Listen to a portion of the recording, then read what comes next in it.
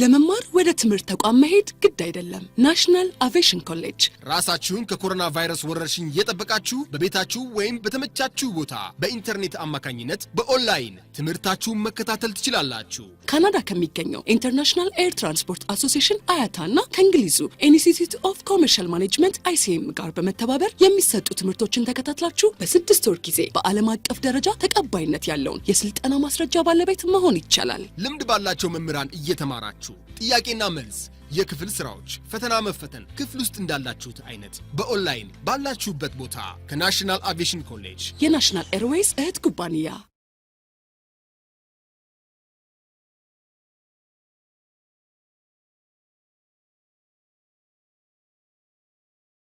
the government. They have to be supported. That's called supporting document in financial management procedures. Yeah? There should be at the end of the day, if the government accepts it, but the government is going to accept that. By the way, have the receipt support that. No. If your financial and accounting the right authorizer, like. Can the others unmute their Okay. whatever? We Yes. can Okay. continue.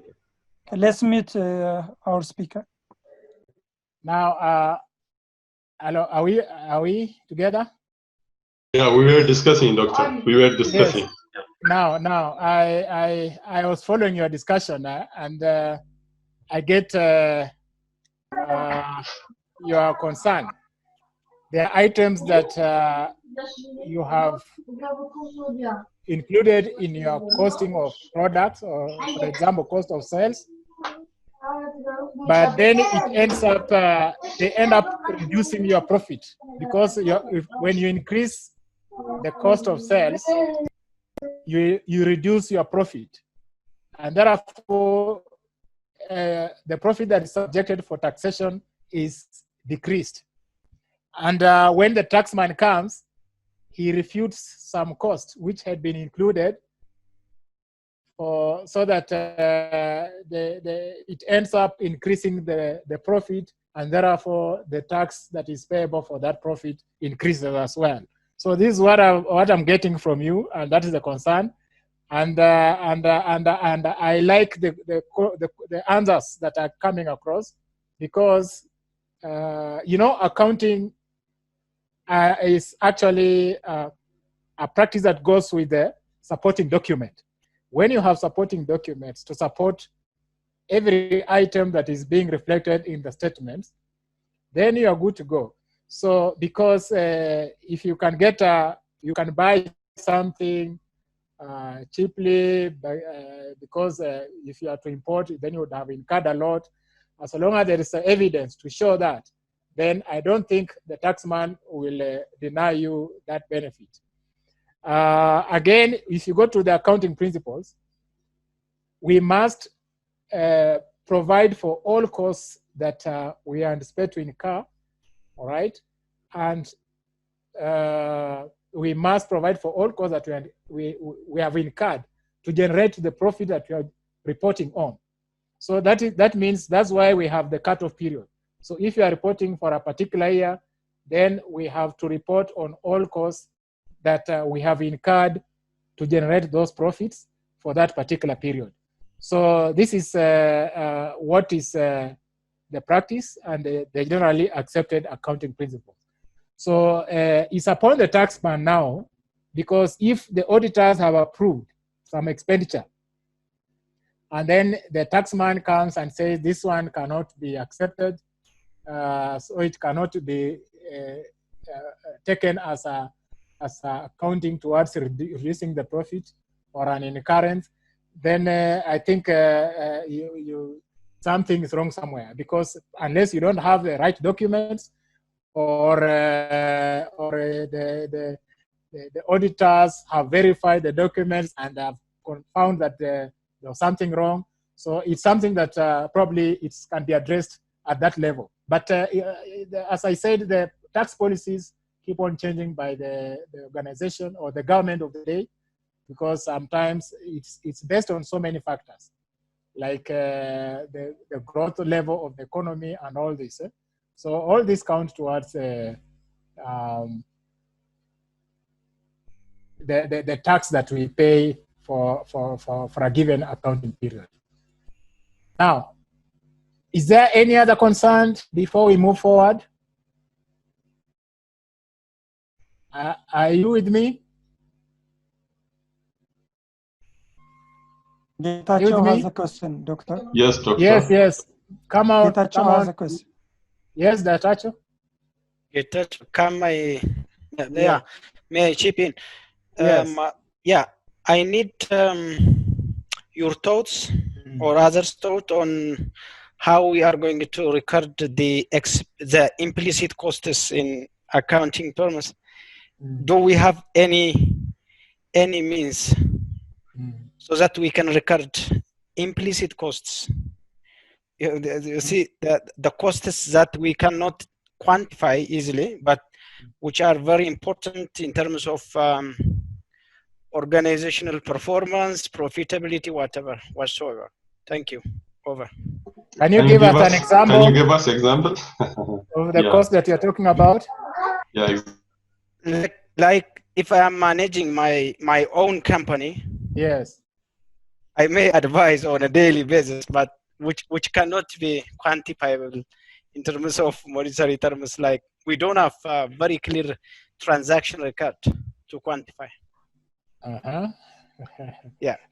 Yes. Who can help our friend there? If you are giving an advice to the organization in some areas, it's very hard to quantify such. That could be professional fees or something like that. What do you think? Professional fee? Yeah, because professional fee is an expense. But now your problem is how you can quantify that. Yeah, for professional fee, if this can be saleable and recordable, it doesn't matter. You can record in terms of dollar. Yes. But I'm managing on a daily basis, advising, giving some time for employees to discuss, to manage issues very efficiently, and so on and so on. I invest some time in managing my own company. Yes. But how can I record? How can I? This is important in terms of organizational profitability and existence. But how can economists say opportunity cost? This is not it's not like the explicit cost we record. Yeah. Thank you. Yes. Now in accounting, we separate the business and the owner for reporting purposes. So if you are running your own business, then you are an entity in your own, the business is an entity on your own. So you are supposed to cost all the services that you're providing to the business and then quantify them and report on them. That's allowed. You cannot be working for the business and yet the business is not paying you for the services you are rendering to it. So you treat business as a separate entity from yourself. So if you are offering any other services like those management services, then there is the management costs that are allowed that can be expensed, all right, to the income and to the income statement before we come up with the profit for the year. That is allowed. So you can even pay yourself salary as a manager or as the owner, all right, separate from the drawings. Drawings is different from salary to the manager. Salary to the manager is an expense like any other. So look at yourself as a manager, and then if you are paid any salary, you should pay yourself salary for offering those services. So it depends upon yourself on how you're going to determine how much you need to reward yourself in terms of salary for the services you're offering. You don't pay other people and you forget to pay yourself because the business is yours. The two of you are different things altogether, isn't it? Am I making some sense? Can I add something, Doctor? Yes. I mean, actually, as you said, one of the way is as you have clearly stated, Yes. you can make yourself as an employee, Yes. as well as you can be an owner, and for the service you are giving, you can Yes. get a salary or other means of getting some income. The other way to recognize these intangible assets is just valuing as intangible. That means while you are valuing your company, you have two types of assets normally, the tangible and intangible assets. This type of thing is, for example, your employee's skill, your manager's management capacity, and maybe your reputation, business reputations are intangible ones. Yes. So normally you do, while you are doing your valuation of your company, your skill, your capacity can be considered as your intangible asset, and your company value can get higher than the assets that you have actually, the tangible ones. So normally, if you consider now this, we are now currently implementing this IFRS International Financial Report System. In IFRS, one of the things to do before accounting, you have to do this business value, asset and business valuation, so that you know your actual asset and you start the accounting from that valuation. So I think even also another way to make the valuation, both the tangibles and intangibles, through that way you can recognize your skill, capacity, and of your employees and yourself as well. Yes. Can I add some point, Doctor? Yes, Mohammed. Okay. This issue raised by Getachew is, I think, an important issue that I usually face as a law consultant. I come across questions and quarrels between partners because of this issue. For example, in a PLC, which is owned by 2 or 3 people, at the beginning it's usual that the owners can contribute to the development and growth of the company without their effort and their time or their whatever contribution not being paid. But after the company has grown and has been established, I think it's very essential to pay the owner's resource, the owner's effort to the company, and as you mentioned, to separate between the owners and the company. Yes. Because 2 or 3 people owning one company, if I am contributing to the company a lot, and if I am not paid for that service, either my contribution goes unfairly to the other shareholders, or it goes to the government. Because the work that I have done for the company, had I not did that job, it could have been done by other employee. Yes. So if I can employ someone and do my job, and if I am not doing it by employing someone, if I did it myself, I should be paid. So in 2 ways, either it might be a reason for the quarrel and the breaking of the company between the shareholders, or if they tolerate this, it could be freely go to the government. My efforts, my time, my all contributions goes unpaid to the government, and it is taxed again. So I think it's important the owner that separate himself from the company and should pay himself. Thank you. Thank you. Thank you. Yes, precisely. Sir, I have a comment. Yes, I have a comment. Doctor, please allow Damiso. He's been waiting. He just raised his hand before 2 students. Who? Damiso. Damiso, yes, Damiso. Come on board, yes. Otherwise, I will have a comment. Slash. Okay, go ahead. Thank you. Unless and otherwise we define our accounting terms according to the accounting framework. everything will be argumentative and we will not finalize the discussion today.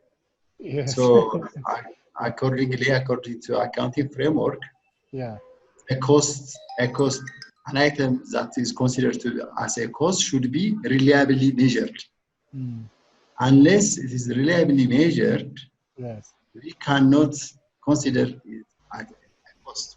Other alternative package will have its own recognition criteria in different standards of accounting, but while we stick to the cost of an item, that cost should be reliably measured. Thank you. Other intangibles, valuations, and so on will have another version in accounting. Valuation is another concept, cost is another concept. Thank you, sir. okay. So now I can also, how do you value goodwill? No, hello. Yes. I think the question raised by Getachew is not as such broad just in a way that you are now discussing. What I understand is that, for example, I have my own small business. Then 3 people has visited my office today, and I have just invited them to have a tea and macchiato and others. Then I have paid 100 and something birr. Yeah, I don't have any record for this cost. Then tomorrow we'll do something similar like this, and other days. At the end of the month, a collection of this small amount of money will get into high. Then it might hit my pocket. And if I understand it well, the question raised by Getachew is that how can we record and compensate these types of intangible and implicit costs? Is that good? It's what I understand. Getachew, is that? So, sorry, yes, sir. Yes. Sorry, yeah, sir. Go ahead. Yes, yes.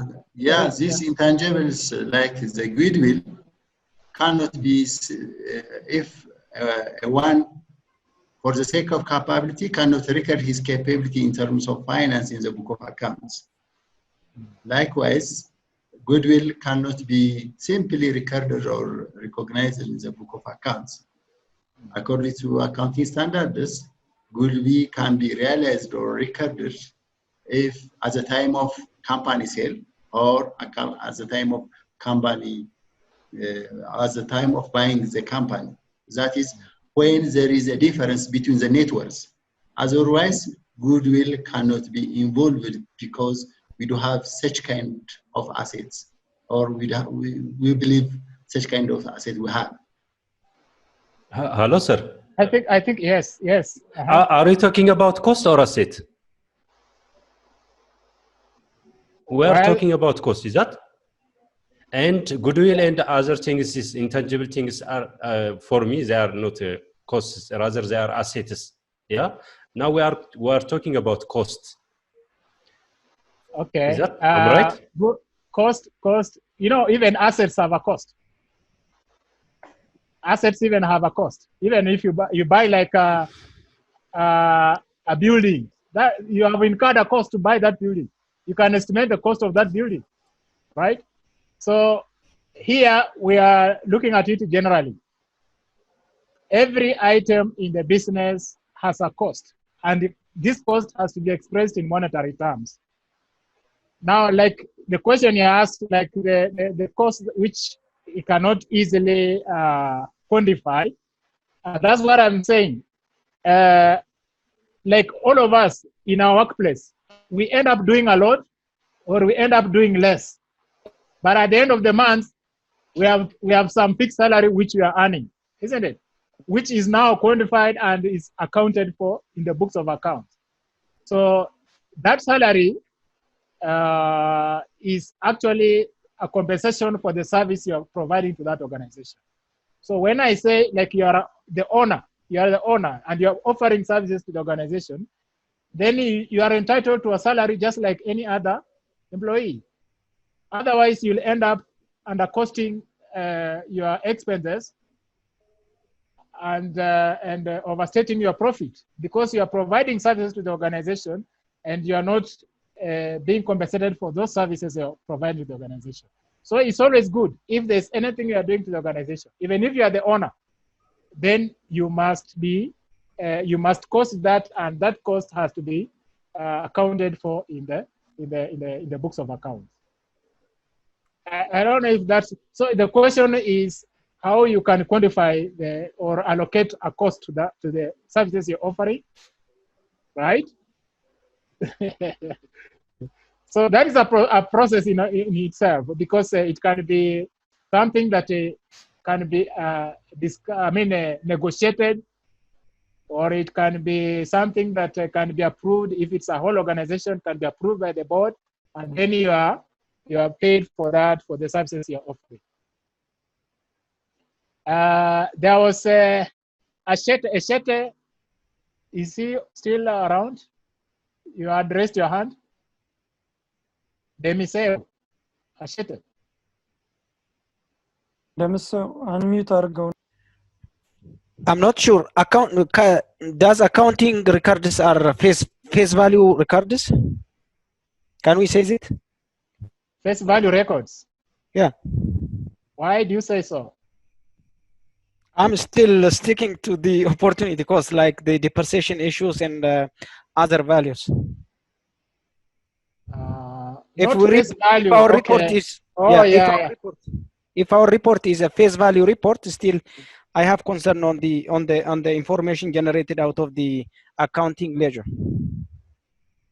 Now, when we talk about cost, for example, cost of, if you are buying goods for resale, when you talk about cost, it's not the only cost, that the only amount you're paid for those goods, but it includes the cost of transportation of those goods to the warehouse. And if you did any modification to those items before you sold them, they are part of cost of those goods. So we need to include all that to arrive at the cost of the product, not only just the price that you pay, but all other expenses that you incur to make the product to turn the product into economic item so that you can be sold. All those count towards the cost of that item. Are we together? Sir? Sir? Yes. Yes. I think his concern on the opportunity cost, for instance, instead of manufacturing a table, you'll have a choice to buy the table, a complete table. Yes. So which cost will be lower? Is it making or buying? So the difference between or the cost incurred, the time spent in manufacturing rather than buying, or the other related costs used or incurred for buying instead of making, that kind of opportunity costs in recent standards are allowable as costs. Okay, so that is an issue that now you as a manager has to decide on, because how do you tell whether you need to buy instead of manufacture? Okay, and how do you tell that you need to manufacture instead of buying? So those are now the alternatives that you have to come up with one. And you have to base on several factors before you decide on which one. One, you have to look at the cost of going by each alternative. What is the cost of buying and bringing those items into the organization before you sell them? And compare that with the cost of producing from the scratch, all right, and making them available for you to sell. So you need to have that, and then that, just like organizations can decide to outsource some services and provide those, have those services offered within the organization. So outsourcing and having them on the organization, that is a decision that you have to make as a manager. So that's, and how do you make such decisions? you make such a decisions by getting the information about the costs of each alternative. So this is where we are headed to. You have to be provided cost of each alternative, and then now you evaluate these alternatives based on the cost you're incurring, and now against again the revenues that you or the returns that you intend to get from those alternatives. Right? That's why managers are there to make decisions. These people who are producing these statements in terms of the cost are not the ones to make such decisions, because their work is to provide you the information. Now, you as a manager, you are the one now to look at these alternatives and then come up with the right alternative. When you are considering manufacturing, you should also look at the other factors like, do you have the labor? How will you bring the labor to people to manufacture? And there are also advantages of producing or manufacturing. One, you can come up with different styles as you want. Right? You can also manufacture based on the demand. People can give you orders. You see, that is every alternative has its advantages and disadvantages. So when you do cost-benefit analysis, you have to do cost-benefit analysis before you select on a particular alternative. Yes. Doctor. Yeah. I raised this issue from the essence of the definition of cost. When we say a cost, for instance, all the costs related to make the item functional will be recorded as a cost, including cost of production, transportation, and other even other service charges or broker charges. And even if I brought the item with my car instead of renting another car, that kind of the opportunity cost will be recorded. I raise the issue from the definition perspective, sir.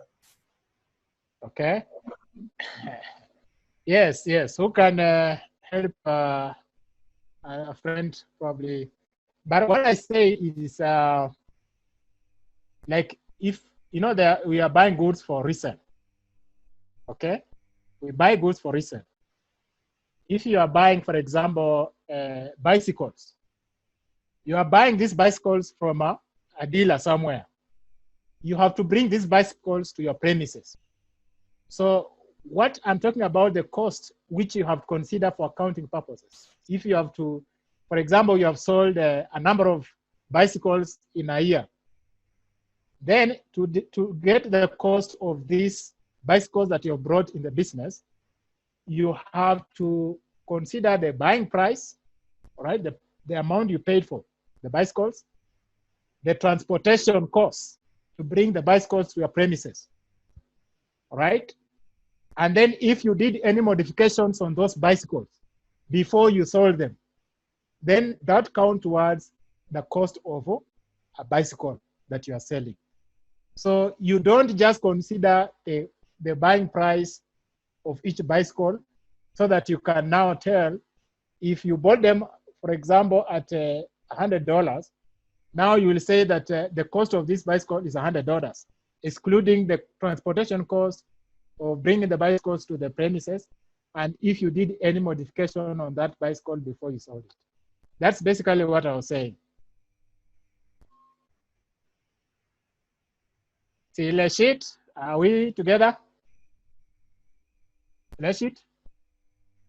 Okay, now, Doctor, Teska, yes. Tesfa Kiros has raised his hand.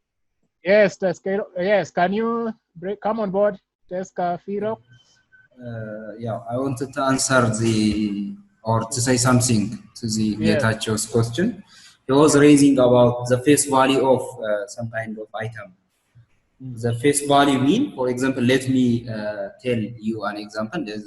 Everybody can have any kind of idea.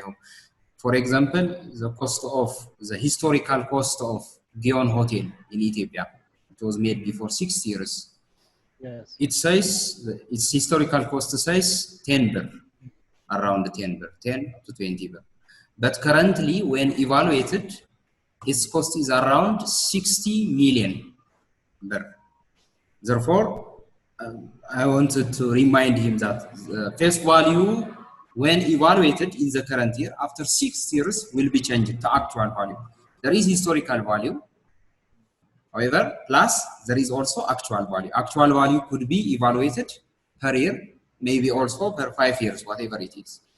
Such kind of buildings and this is to remind him this kind of costing is also available. But the case of opportunity cost is, I think, another economic term, yes, which even we need not discuss in this case. I think cost means nothing but the cost of the item plus any kind of costs included in that are all costs. We can say it total cost of this item. I wanted to say this one at this point. Thank you. Yeah, thank you for bringing that on board. Yes. Sorry for taking your time, much of your time. Thank you, Tasfakiros. What I asked for the clarification on the face value recording. If accounting records face value, it may mislead us in making decisions. See, there is a common slogan that accountants know the price of everything, but the value of nothing. I'm sorry to say, it is the saying, common saying in the academic sector. When we were in universities 25 years back.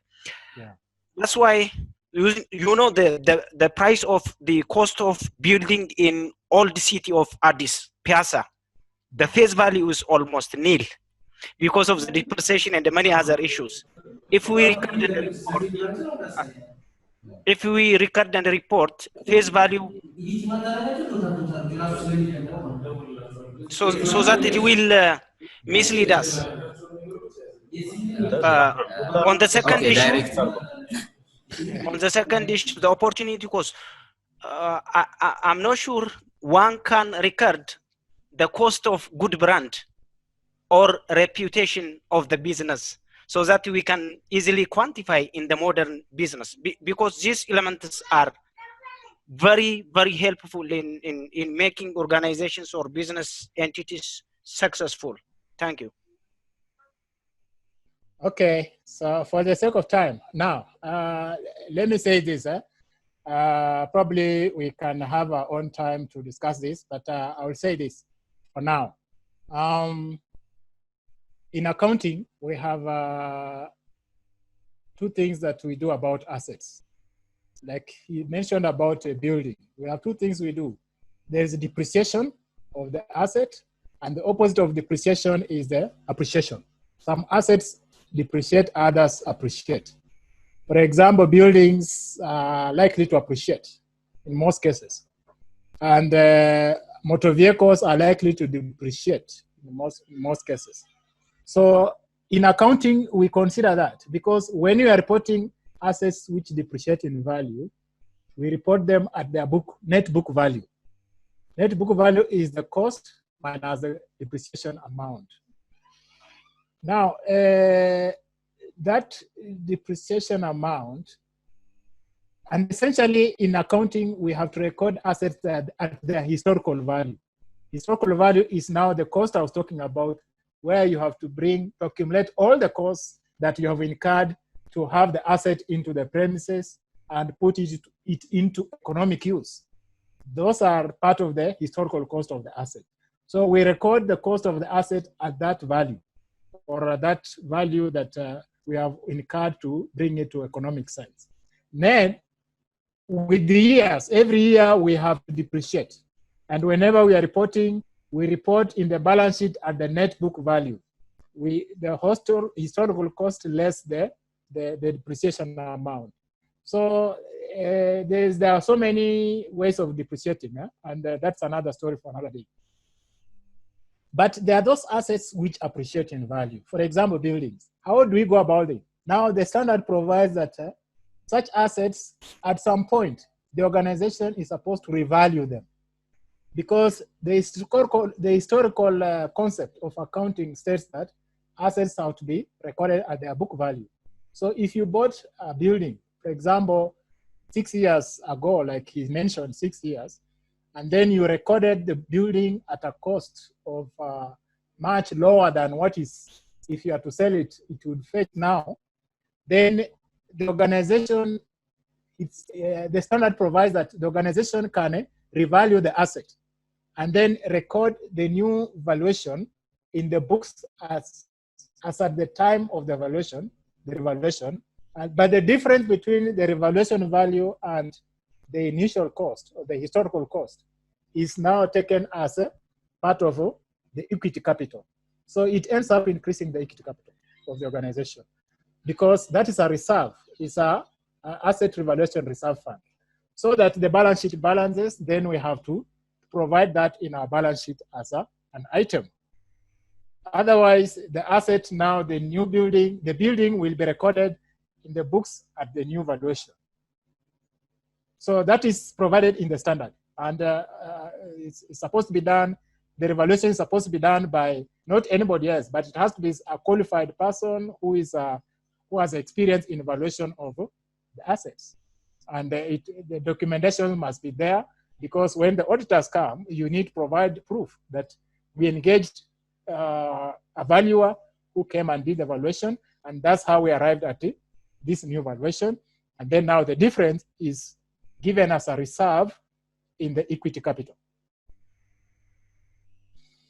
Now, for the sake of time, allow us to go to the next step so that we'll open again the floor for further discussion as we proceed on this.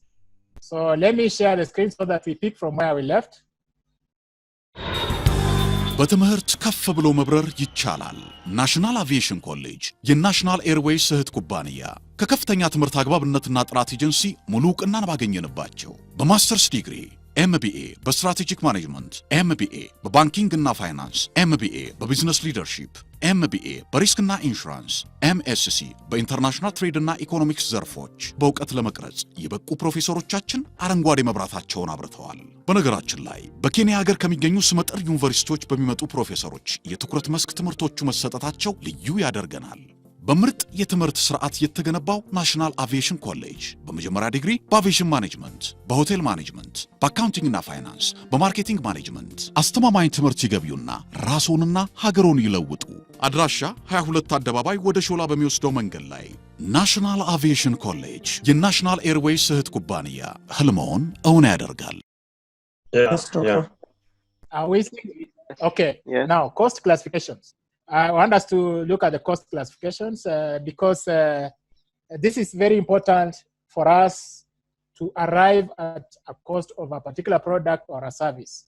There are things that you have to consider and we can only be helped to identify such if you are able to classify cost into different classes. There are several ways of classifying cost. The way chosen to classify cost being determined by the purpose which is to be achieved. So we look at the purpose for which we are costing this item, then we can classify the cost depending on that. Again, the classification, just like we mentioned earlier on, for management accounting purposes, we also have to classify costs in different classes so that we make it easier for managers to use this information in making decisions. So classification is actually very important for managers in decision making. It's different from just giving a total cost, for example, of a product. Then you are comparing total cost, and yet if you broken this cost, the total cost into variable cost and fixed cost, and much we know variable cost change depending on the level of activity, and the fixed costs do not change, all right, irrespective of the level of activity. So we normally base on the variable cost for making decision purposes, so that because they are the ones who are likely to change if we increase the level of activity or if we reduce the level of activity. But fixed costs do not change. So in decision-making process, the fixed costs are irrelevant and variable costs are relevant for decision making. Now, factors affecting cost classification or factors that we may consider for us to classify this cost, we have the materiality of the cost in question, we have immaterial cost and material cost. So we have to, material cost will normally, it's very important that we classify them. For example, like raw materials. Raw materials are material in production process. So there are other materials like nails or glue, you know, those are immaterial. So sometimes we may just consider them as expenses, but not direct costs. So they may be direct expenses, but not direct material. And yet they can as well be used as a direct material. So that is the materiality concept you're talking about, the materiality of the cost in question.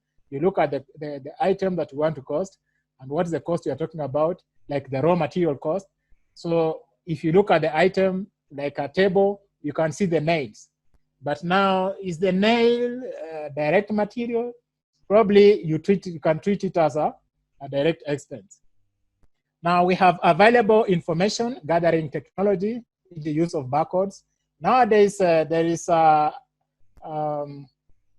electronic use of recording items, for example, in the supermarkets, and you know that they mostly use the barcodes.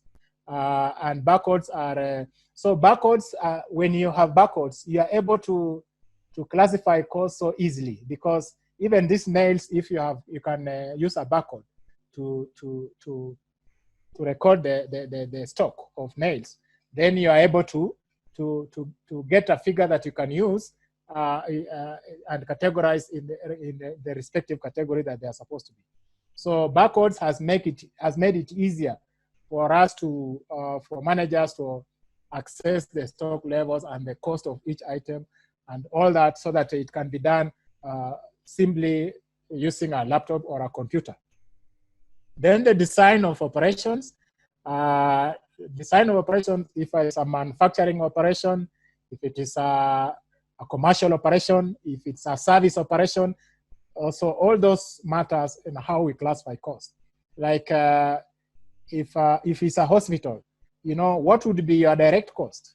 You know, if it is a law firm, what would be a direct cost? You know, you look at the operation of the organization.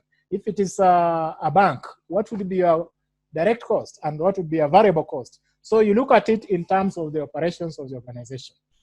So that makes it easier for us to classify cost. Then cost behavior patterns. We talked about the variability and the fixed cost. So that can also be a class on its own. We can classify costs in terms of variable cost and fixed cost. So because they behave in a variable manner, then we can classify them under variable cost. When there is an increase in production, you find the cost per unit increases and all that. So those are variable costs. And the fixed costs are those ones which do not change with the change in level of production. Then we have cost drivers. Cost drivers, we have mentioned like the hours, you know, what we use, what we base on to determine the cost. For example, the labor hours, the machine hours, those are cost drivers.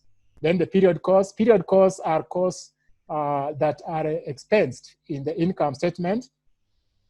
And then apart from period costs, we can also have the manufacturing costs, all right? Or the commercial costs of buying goods for resale. Then period costs are costs which are expensed to the income statement. For example, costs like when you're paying rent for the building, when you're buying stationery, when you're paying salaries to the staff who are working in marketing and all that, those are period costs.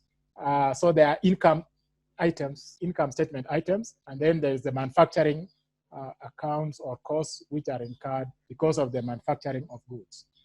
Then we have basis for cost classification. We base on this to classify costs. One, the nature, all right? The nature of the goods that you are talking about. We have the materials, we have labor, we have expenses. So that can also be a basis for classifying costs. We have the function. The function is, it could be manufacturing cost, could be commercial cost, because for you to manufacture, that's a function, then you have to incur some manufacturing costs. If you are just buying goods for resale, then those are commercial costs, because you are not manufacturing, you're buying to sell. Then we have the identification to the product. Now, identification to the product is basically about done in order to ascertain correct costs of the product. You need to identify the cost. For example, identifying even somewhere. Now, to identify the cost, we need to identify the cost. For example, the cost item, we need to identify the cost object, because given the cost object, then we are able to classify cost accordingly to the way it's supposed to be classified. We have the variability. Variability is dependent on whether it is variable cost, fixed cost, or semi-variable, as we had said earlier on. Then we have controllability. There are costs which can be controlled, and there are costs which cannot be controlled. Most of the fixed costs are uncontrolled. You cannot control fixed costs. And most of variable costs are controllable, which means if you want to reduce them, then you reduce the level of production. If you want to increase them, then you increase the level. So you can control that. You can play around with that, and that helps a lot in decision making. Then normality is to do with the normal costs and abnormal costs, and this is mostly in the production or in the manufacturing setup. When you are producing, there is some level of loss that you expect in any production process. There's some level of cost that you expect in terms of normal cost. For example, the scrap, as you produce, you allow a level for scrap. All right, so that is referred to as normal cost, because you have put material, you have put labor, but at the end of the day, you get a scrap. So that is a normal loss in the production process. Abnormal loss is when you have like theft of raw material. That's an abnormal loss, because you incurred cost to bring them on board, but you find they're lost. So that's an abnormal loss, all right? Or when there is a breakdown in the machine that causes the whole production process get destroyed, all right? Or the products in the system gets destroyed. Then that is an abnormal loss, right? So we can also classify costs in that manner, based on that manner, normal loss and abnormal cost. Then we have financial. We have financial accounting classification. This is based on the capital cost. We have revenue cost. We have deferred revenue cost. Like if you have incurred an expense and you have not paid for it, then that is a deferred cost. You have to recognize that in accounts, because you already incurred it. It's only that you have not paid for it. So those can be classified as deferred costs. And then we have revenue costs, like the income statement costs,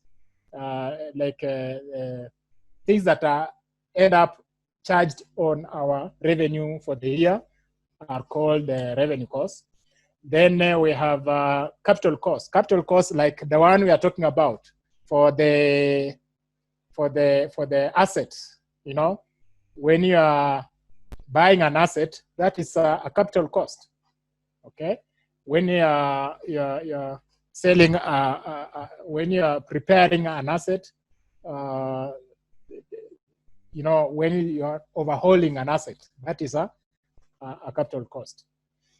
Then we have time. We can also classify based on the time. Like we have historical costs, all right? Historical costs, those ones that you have already incurred. So they are long. They are historical in nature. Then we have predetermined costs that we predetermine, like the budget costs, isn't it? cost budgets, budgeting for costs. Those are predetermined costs. Then we have for planning and controlling, this is where we come so handy as managers. We have budgeted costs, we have standard costs, all right?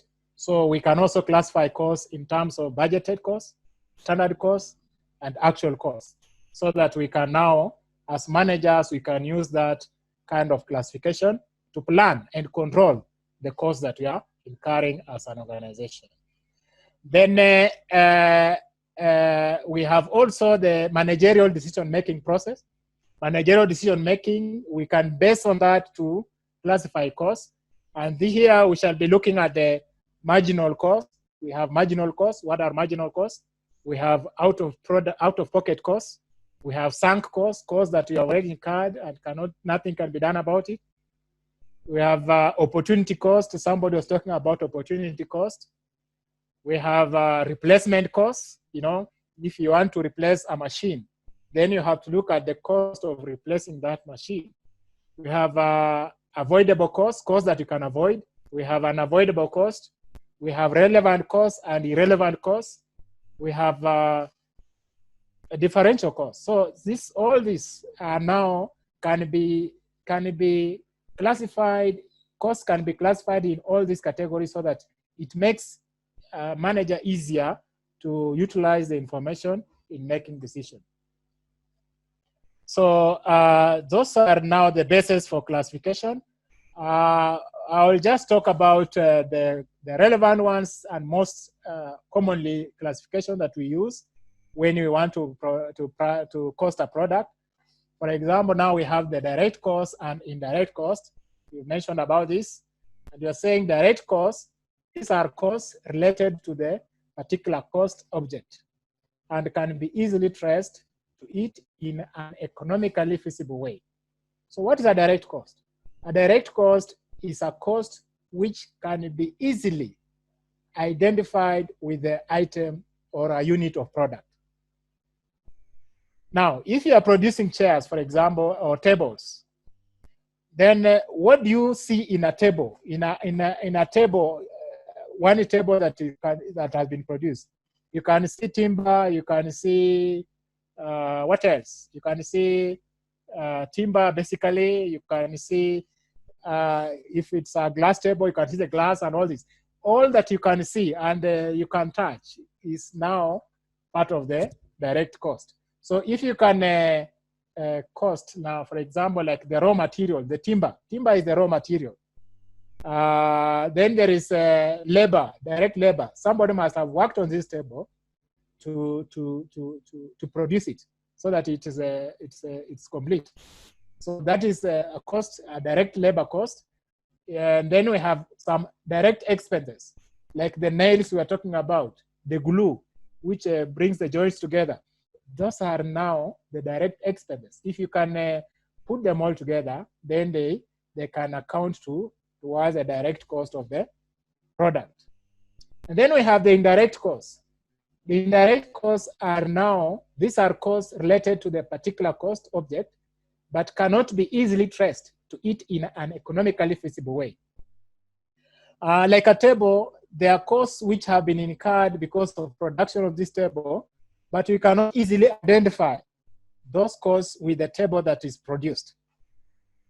For example, we have a supervisor. Somebody may have supervised the production of this table, but the supervision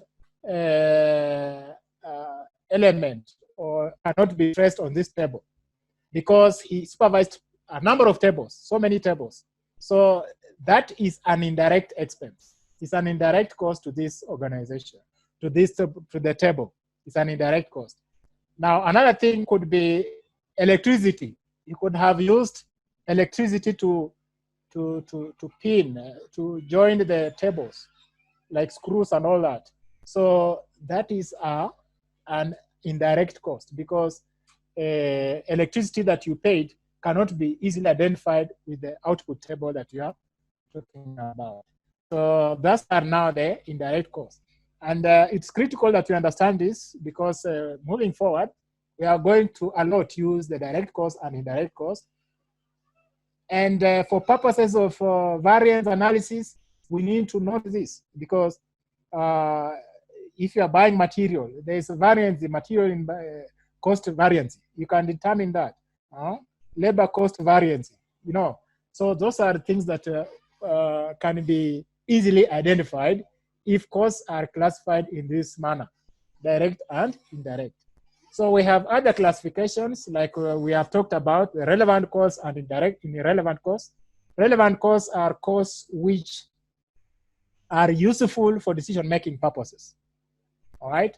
For example, I mentioned variable costs. Variable costs because they change with the level of activity, then they can easily be relevant costs because they can be based on to make a decision whether to add the activity or reduce or cut on the activity. So irrelevant costs are mostly like the fixed costs, which do not change with the level of activity. Then we have product costs and period costs. Product costs are now costs like cost of a table that we are producing. Then we have the period costs which are not like administrative costs are period costs. Salaries are period costs. You know, they are not incurred. They have no direct correlation with the production of the table that you are selling, right? Then we have controllable costs and uncontrollable costs. I had mentioned that controllable costs are those ones that we have control over. We can either ignore or we can have them. We have a right to, we can make a decision whether to have them or not. But uncontrollable are those ones that are beyond us. We cannot control them. That means they are there and we have nothing to do about them. They are controllable. Then we have variable costs and fixed costs. We had said that variable costs are the ones which change with the level of output or level of production. Then fixed costs are the ones which do not change with a given range of time. Historical costs are predetermined costs. Historical costs are now the book value costs, and then the book value costs, and then the predetermined costs are the costs that we expect to incur or to plan for.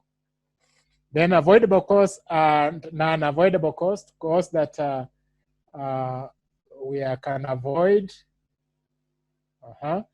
Like we can costs, for example, of we can hire some staff to do some work, or we cannot hire them, so we can avoid, or we can not avoid them. There are costs we cannot avoid, and those we cannot avoid. Normal costs and abnormal costs, we have talked about that. Budgeted costs and standard costs, we are going to deal much with that in the next topics. Then manufacturing costs and commercial costs, I'll talk about that. So those are the cost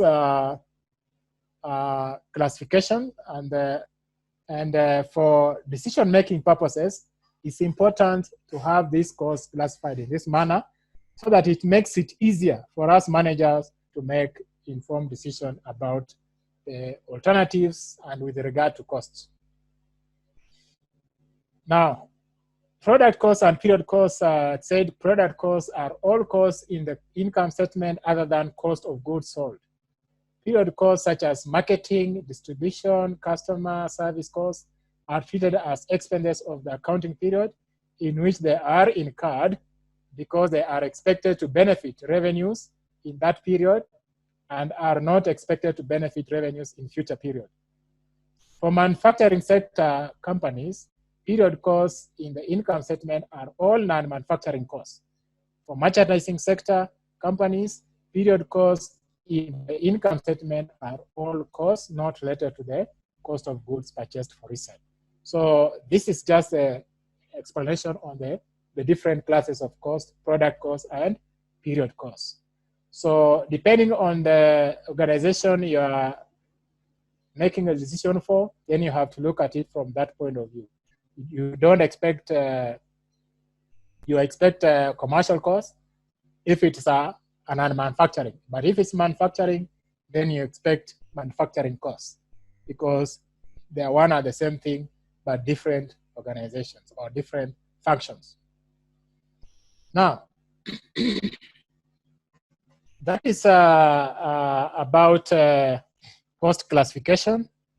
And probably before we move to the cost concept in the business decision-making process, we can open the discussion so that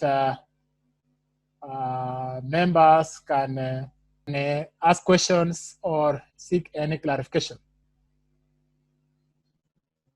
Any question from members?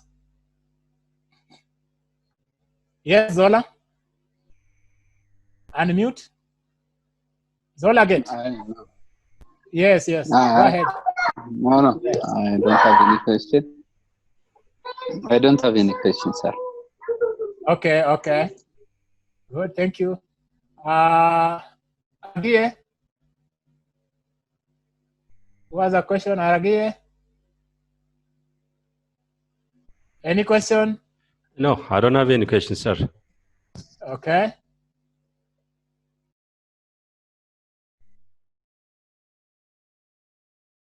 Teskakiros, you're still raising your hand? Teskakiros? I think, Doctor, he didn't lower his hand. Oh, you did lower. Can you lower your hand? Okay. Okay, let me have a question regarding the controllable and uncontrollable costs.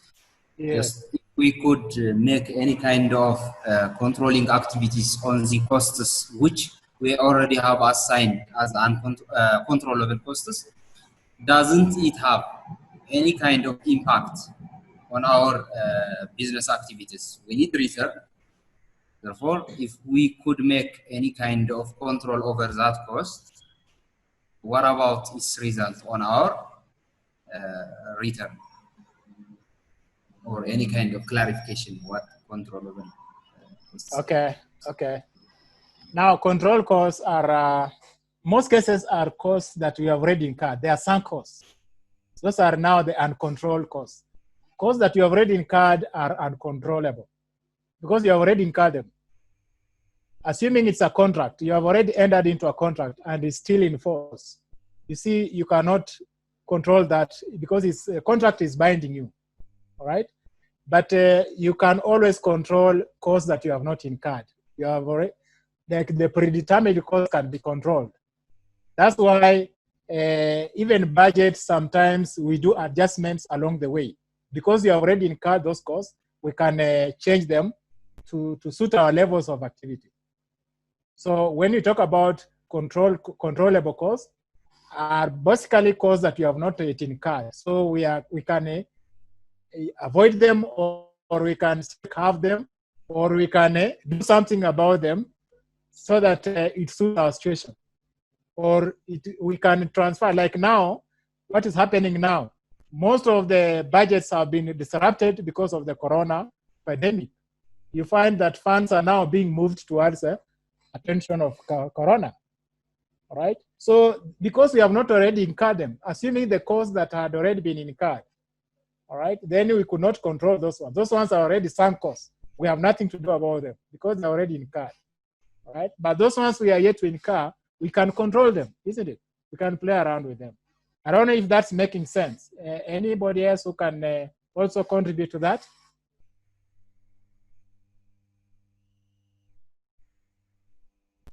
Yes, anybody else who can contribute to that?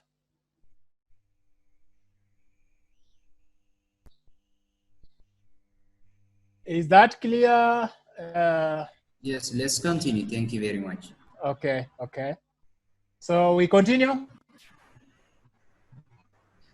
No question? Are we tired or what? Are we tired? Let's continue. We continue. All right. So I'll share the screen again so that we carry on. Now, you can hear me? Can you hear me? Yes. Okay, so let's go to our next area, which is cost concepts in business managerial decision making. And this I had already highlighted in the what discussing the just foregone discussion. We talked about marginal cost. Now, what is marginal cost? This is the additional cost of producing one more unit of output. The additional cost of producing one more unit of output is the marginal cost. For example, if the cost of producing 24 units is $98 and the cost of producing 25 units is $100, the marginal cost of the 25th unit is, that means $100 minus $80, you get $2. So $2 is the marginal cost of the 25th unit. Producing the one extra unit that we are producing we are incurring $2 to produce one extra unit. So we can make a decision based on that. There's a level where that the 2 shillings will remain the same for every additional unit that you're producing. And then it reaches some point, it will have to increase. All right. So we have to do sensitivity analysis of up to what level we can produce additional units. And that is important for, having making full use of the capacity of the machine for the production process. Capacity usage is very important. And then also measuring the margin of safety in case you run out of stock. What level can you increase? Because if you increase too much, again, there are also the cost implications. So such decisions,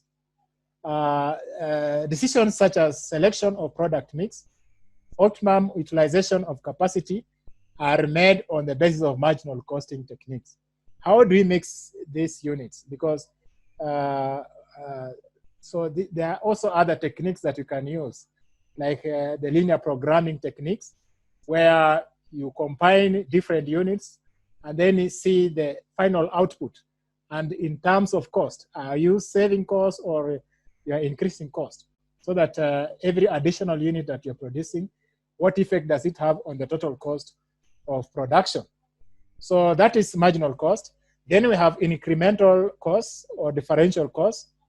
These are added costs which are incurred when a particular project is taken in hand or certain additional products are produced. If a change in the level of activity takes place.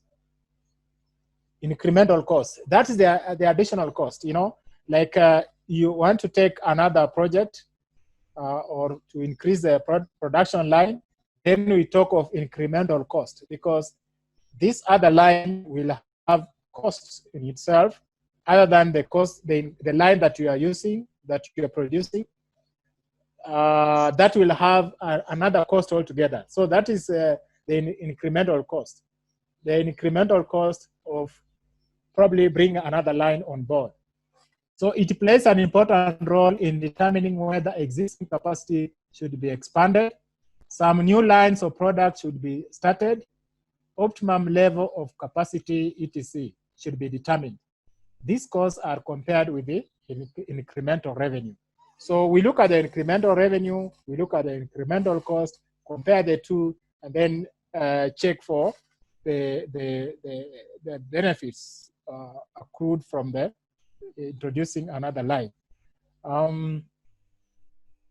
Sometimes you may introduce a line, a different product line, which may end up eating into the existing one. So it's always good that we evaluate different production lines based on the incremental cost that we're incurring to have another line of production.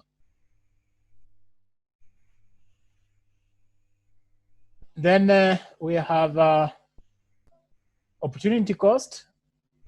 Opportunity cost, this is the value in monetary terms of being deprived of the next best opportunity in order to pursue the particular objective.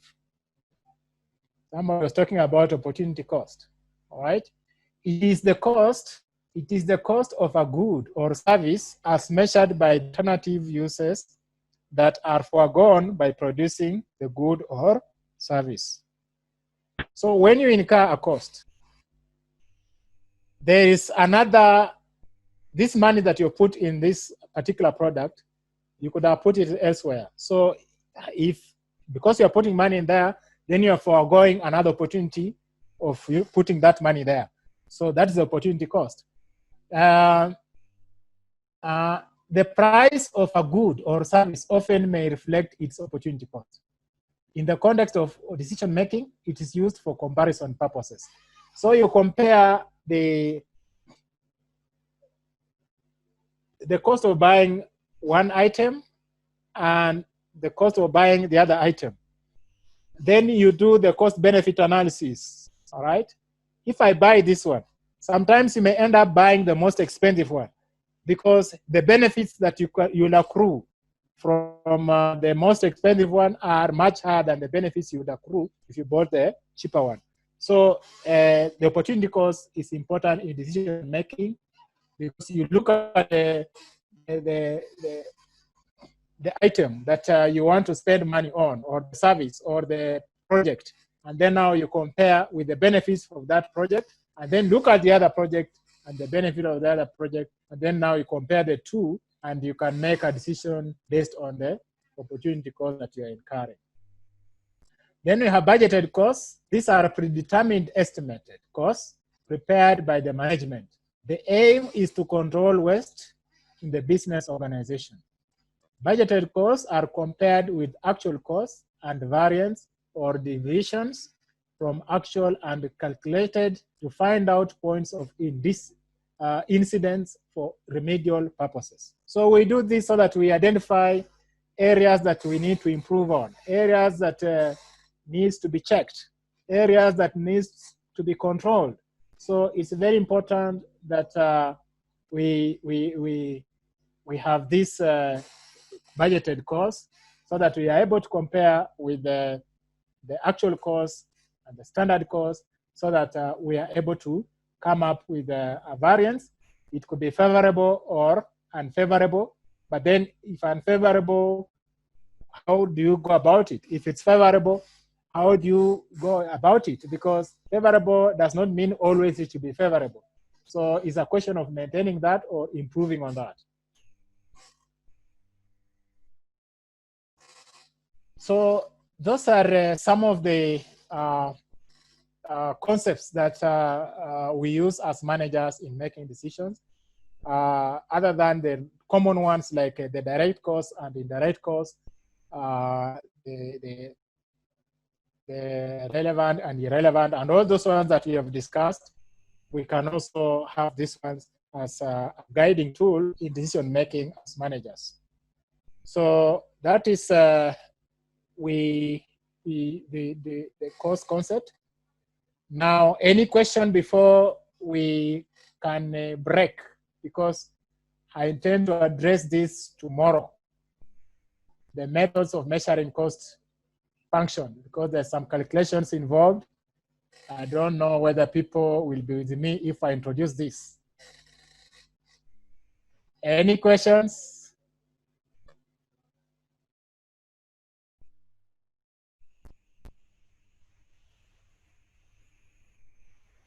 Questions? Can you hear me? Okay. Yes, yes. I am having a question with regard to the opportunity cost. Yes. Just, we have already chosen one material over the other one. Then that item has already been taken into our maybe balance sheet in our organization, and we are taking or undertaking some kind of performances with that material. Therefore, why are we taking into consideration opportunity cost of that material? What's the value of it? What's its important? Taking into account this foregone material. I hope if it's not useful enough to our forward forecasting or any kind of business activity, why are we taking into consideration this opportunity cost into our account? My question. Okay. Anybody who can respond to that? So I come in. Anybody who can respond to that? That was from Teskakiros. Teskakiros, yes. Anybody who can respond to that? If I get you right, you are asking why are we looking at the opportunity cost when you have already incurred to another alternative. Okay, but opportunity cost, you know, every undertaking, you know, like assuming you have 2 alternatives and they all qualify, isn't it? They all qualify for spending in, and you choose to spend in one and not the other one, because on the basis of your analysis, they all qualify. So if you spend in one and leave out the other one, then there is an opportunity cost of leaving the one that you are not chasing. That is the opportunity cost. There is a cost you are incurring for leaving out the one that you had selected and chose this one that you are spending in. Assuming it is an investment, you want to invest in one project, or you have to select one project out of 2, isn't it? You have to invest in 1 out of 2.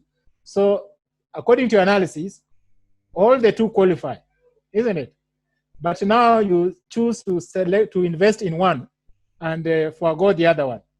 So this one, according to your analysis, it qualified, but you chose to invest in this one. Then there is a cost for not undertaking the other one.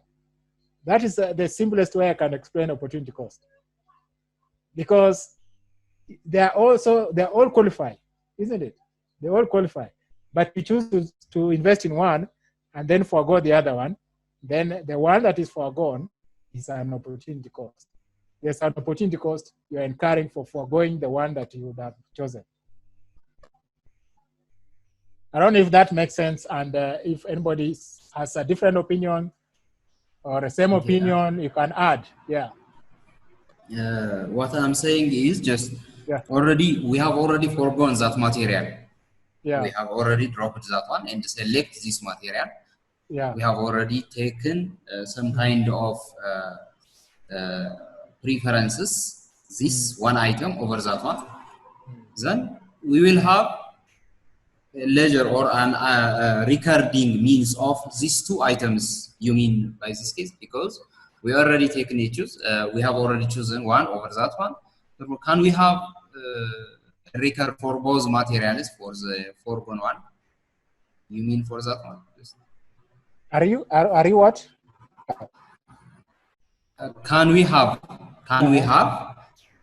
a record for the 2 items? For the foregone one too, we need to record for the foregone material too? You mean? Is that you're saying? You're saying Rika or Rinka? Record, meaning we need to take into our items account. Yeah. We need to take into? I'm not getting in accounting books. Oh, recording. Yeah. Recording. Oh, okay. Yes, okay. yes. Recording. Sorry for that. Recording. Now, opportunity cost is not recorded in the books, but is a tool that can be used by managers in analyzing projects. You see, both projects qualify. That, like the scenario I'm giving you, both projects qualify. And all of them have benefits. So you end up taking one and leaving out the other one. And all projects, have a risk element, isn't it? So there must be reasoning behind taking this one and leaving the other one. But if you leave the other one, if you had if all the resources were in abundance, you would have taken all of them, isn't it? But because resources are limited, then you must have reasons why you should take this one and leave the other one, because they all qualify. So the fact that you're taking this one and leaving the other one, that's an opportunity cost. So it's not recorded, but it's just that's why we are saying it's helping you to come up with the decisions. So you do a cost benefit analysis. Which one of the two? And even in evaluating projects, we rank projects according to the priority. If there is enough money, then we go to the second one. So we rank them. The first one is this, and based on this one has more than this, isn't it? Like if you're looking at the NPV of a project, we are saying the project A's NPV is more than project B. However, both the projects qualify, isn't it? So if you have enough money, you take project A. If there is excess money, then you undertake project B as well, isn't it? That's the ranking that we use, and it's mostly applied in the capital budgeting. So you'll find that you will invest in A because of that reasons. And now taking A and leaving out B, then you are foregoing the benefits of taking B. You are foregoing the benefits of taking B. So we are only concerned about the ones we have undertaken, isn't it? It's the one that you're going to record as the cost of that, but opportunity cost only helps us in making decisions. But it can also be calculated, isn't it? Because as a manager, you need to prove to the board that my opportunity cost of taking this is this, because you have to compare the benefits of both, isn't it? The benefits of both vis-a-vis the cost of both. We are going to look into this much later when you are analyzing the CVP analysis and all that, so that we bring in now the issue of opportunity cost. Otherwise, any other question or concern?